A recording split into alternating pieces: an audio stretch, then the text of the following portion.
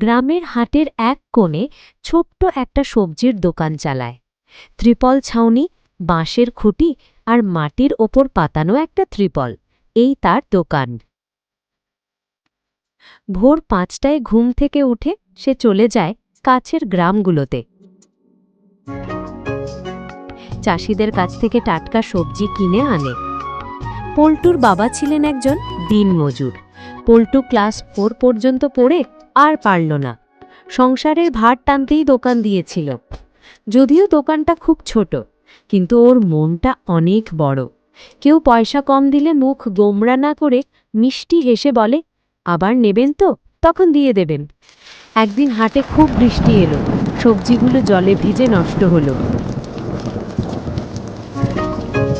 সেদিন রাতে খেতে পারেনি। তবুও পরদিন সকালে সে আবার হাটে এসেছে। ভেজা চোখে হেসে বলেছে, আজ নতুন সবজি এনেছি দিদি, খুব ভালো। পল্টুর মতো গরিব হলেও তার মতো মানুষের মন বড়ই ধনী।